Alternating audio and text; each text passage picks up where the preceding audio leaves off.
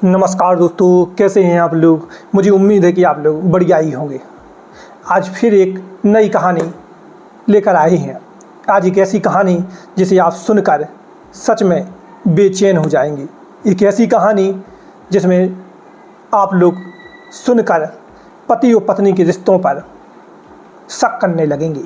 एक ऐसी कहानी जिसे सुनकर आप लोग जो पति और पत्नी 7 जन्मों का वचन लेते हैं, वही पत्नी उसी पति का कत्ल कर देती है।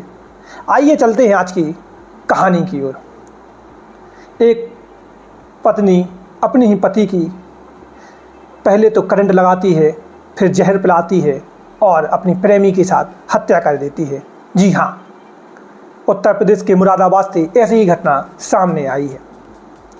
पवन ठाकुर और आंचल ठाकुर, जिनकी शादी बड़ी धूमधाम से की जाती है, जिनके रिश्तों में पहले तो अटूट प्रेम विश्वास था, पर धीरे धीरे दोनों का प्रेम विश्वास टूटने लगा,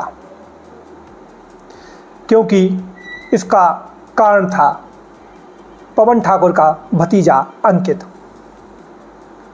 आंचल और पवन के बीच करीब 6 साल पहले शादी हुई थी। दोनों की शादी बड़ी धूमधाम से की गई थी, बड़ी उम्मीदों से की गई थी। माँ पिता परिवार सारे लोग खुश थे। पवन भी अपनी पत्नी को स्नेह बहुत प्यार करता था, उसकी छोटी सी छोटी बातों का ख्याल रखता था और आंचल भी उसका ख्याल रखती थी। पर आंचल का दिल कहीं और लग गया।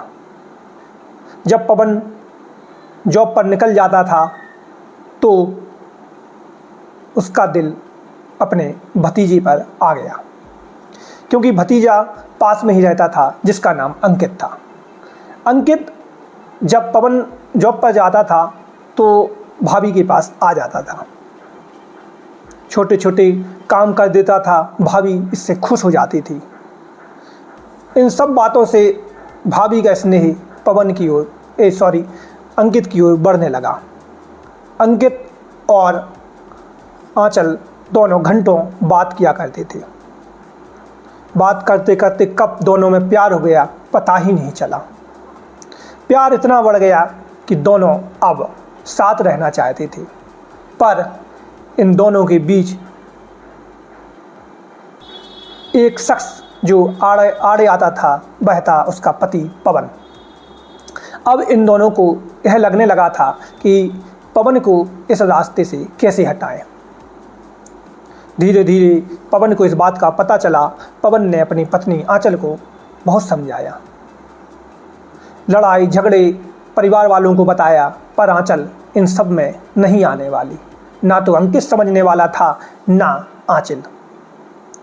पवन परेशान रहने लगा, मानसिक तनाव में रहने लगा, बेचैन रहने लगा। ना उसका जॉब में मन लगता था, ना घर में, ना परिवार में, ना रिश्तेदारी में।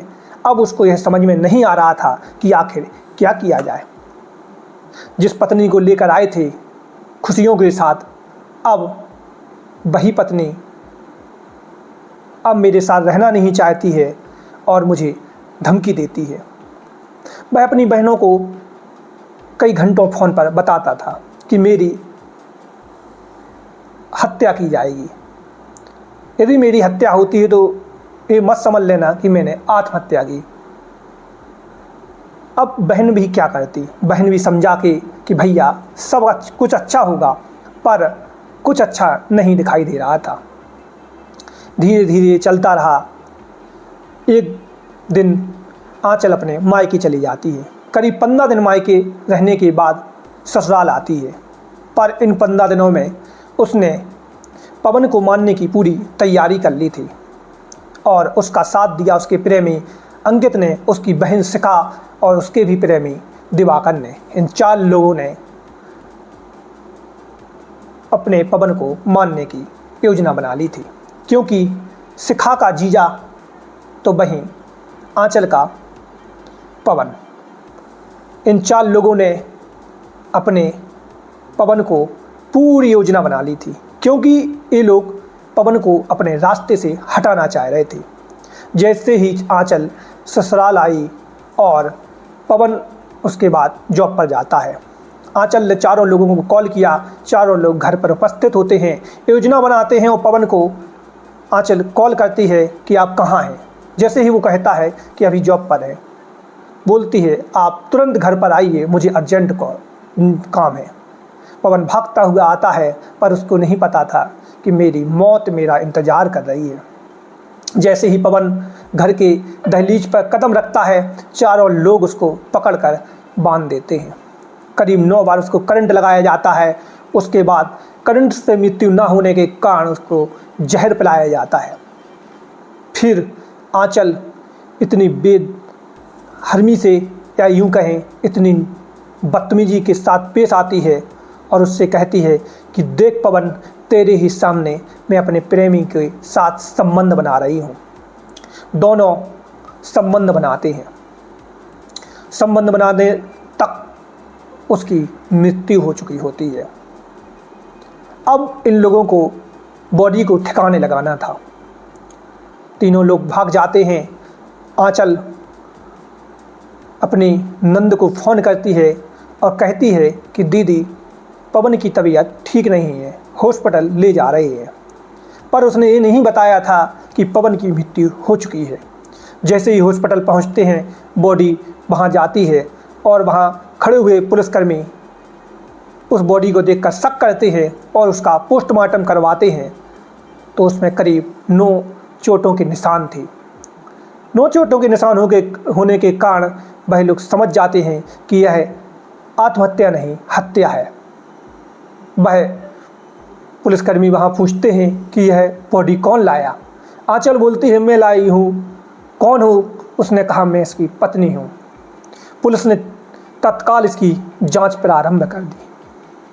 पूछताछ में जैसे ही आंचल से गुस्से में पुलिस वालों ने पूछा, आंचल ने सारी बात उगल दी।